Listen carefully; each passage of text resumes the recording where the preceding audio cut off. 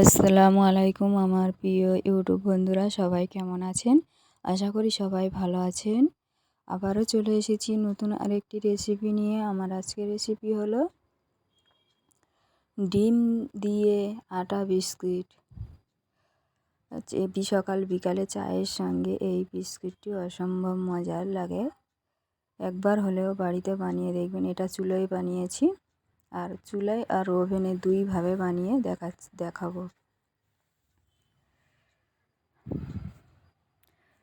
এখানে নিয়েছি ময়দা 2 বাটি, চিনি হাফ বাটি, 2টা ডিম আর হাফ বাটি তেল, আর বেকিং সোডা, স্বাদ মতো লবণ।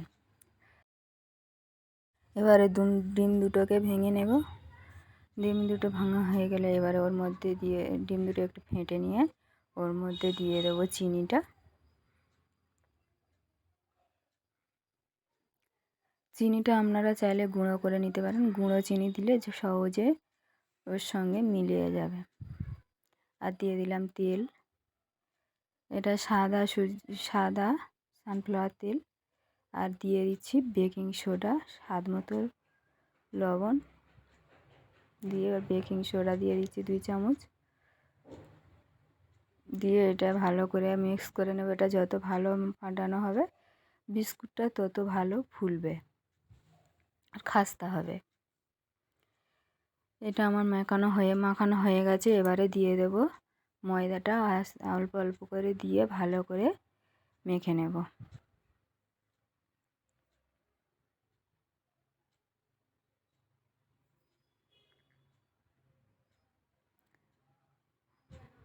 ময়দাটা অল্প অল্প করে দিয়ে মাখাবেন, যতটা ময়দা লাগবে।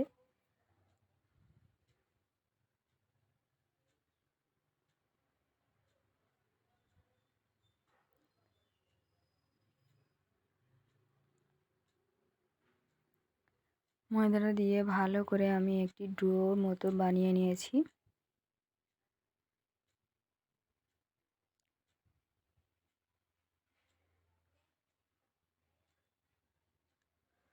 খামিরটা আমার ঠিক এই রকমই হয়েছে, দেখুন একদম।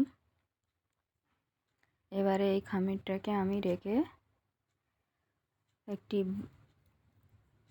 বেলুনি দিয়ে বেলে বড় করে নেব। আর বেলতে হবে একটু মোটা মোটা করে, একদম পাতলা করা যাবে না।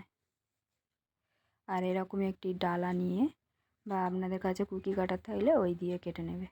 এইভাবে করে গোল গোল শেপে আমি কেটে নেব বিস্কুটগুলো।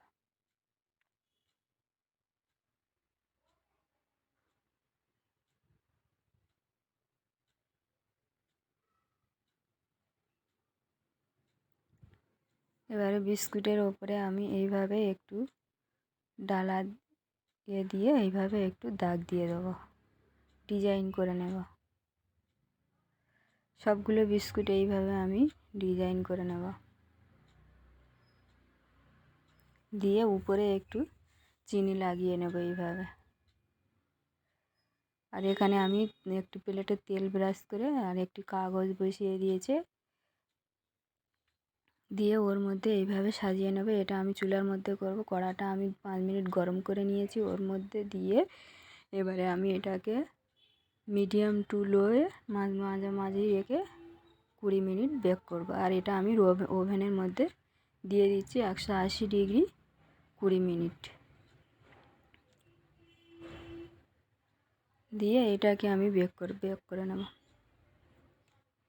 20 মিনিট পরে আমি তোমাদের দেখাচ্ছি। এইভাবে হাত দিয়ে একটু দেখে নেবেন, উপরে শক্ত হয়ে গেছে তাহলে নামিয়ে নেবেন। বিস্কুটটা আমার রেডি হয়ে গেছে। এবারে আমি নামিয়ে আপনাদের দেখাবো কেমন হয়েছে। এটা আমি চুলায় বানিয়েছি আর এটা ওভেনে বানিয়েছি। ওভেনেরটা একটু কালার হয়েছে লাল লাল, দেখুন কত সুন্দর কালার হয়েছে। আর বিস্কুটগুলো ঝটপট চায়ের সঙ্গে বানিয়ে খেতে খুব ভালো লাগবে। এইভাবে একবার হলেও বানিয়ে দেখবেন, আর ভালো লাগলে একটি লাইক দিয়ে ভিডিওটি শেয়ার করবেন।